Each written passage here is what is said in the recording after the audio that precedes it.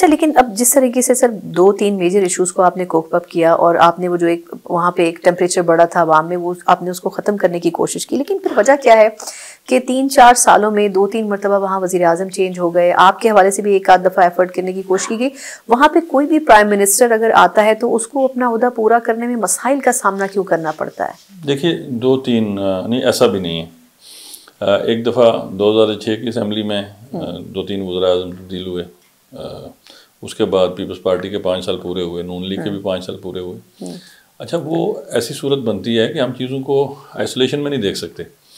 वो 5-5 साल इस तरह पूरे हुए कि यहाँ फेडरल में भी उस वक्त फेडरल की गवर्नमेंट्स जो थी वो एनेबलिंग कर रही थी अपनी जो कश्मीर चैप्टर की गवर्नमेंट्स थी उनके साथ। मतलब यहाँ अगर नून लीग की गवर्नमेंट थी तो कश्मीर में भी नून लीग की गवर्नमेंट थी, तो इसलिए ऐसा एडवेंचर हो नहीं पाया। अब मेरा ताल्लुक, मैं चूँकि तहरीक इंसाफ के टिकट पे इलेक्ट हुआ था, तो उसके बाद इख्तिलाफात के बायस हमने फॉरवर्ड ब्लॉक बनाया, और जब हमने फॉरवर्ड ब्लॉक बनाया तो फिर वो वक्त था जब इंटरिम गवर्नमेंट यहाँ पे आ चुकी थी, तो गवर्नमेंट चेंज हुई, और उसके बाद अब यहाँ पे एक नेशनल गवर्नमेंट है और कश्मीर में भी नेशनल गवर्नमेंट है।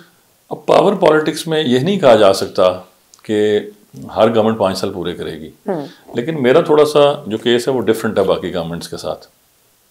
मैंने चूँकि जिस तरफ आपने तवज्जो दिलाई कि अनरेस्ट को ख़त्म करने के लिए अवाम और हुकूमत के वो रिश्ते जो कमज़ोर पड़ते जा रहे थे, जो मेरी ज़ाती नुक्ता नज़र से, मुमकिन है दोस्तों को इख्तलाफ हो, मैं ये समझता हूँ कि बीमारी एहसास महरूमी की नहीं है, बीमारी मिसट्रस्ट की है। और मिसट्रस्ट क्यों पैदा हुआ?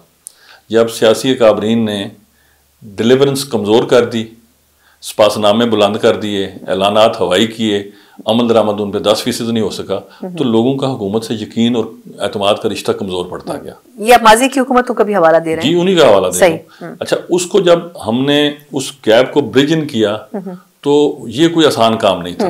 अच्छा, इनकी इन ब्रिज इन करने के गैप्स की कुछ शराइत थी।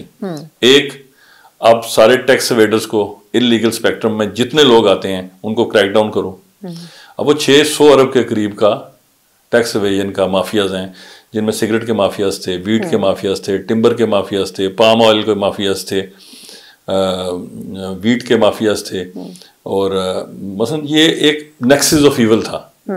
अच्छा, इनके साथ डिस्ग्रंटल्ड पॉलिटिकल बैकिंग भी थी, तो तब ये नेक्सस मुकम्मल होता है। तो जब आप इन सब पर हाथ डालेंगे तो इर्ताश तो पैदा होगा, और जब भी आप कैंसर सिचुएशन को डील करेंगे तो उसको आप होम्योपैथिक तरीके से नहीं कर सकते। You have to be ready for surgical interventions. वो हमें करनी पड़ी, सख्त फैसले भी करने पड़े, उसमें मुश्किलात भी हुई, लेकिन अल्हम्दुलिल्लाह आपकी लेग पुलिंग भी हुई पॉलिटिकली कि आपको सिस्टम से निकाला जाए। एक आध मरतबा नहीं, मुझे 20 दिसंबर को 20 माह पूरे हुए, और 20 माह में मैं ये समझता हूँ कि 1000 से ऊपर मरतबा मुझे अतमेदमाद के जरिए या एहतजाज के जरिए घर भेजने की कोशिश की गई। 20 माह में मैंने तो कोई एक रात या एक हफ्ता भी सुकून का नहीं गुजारा। नहीं तो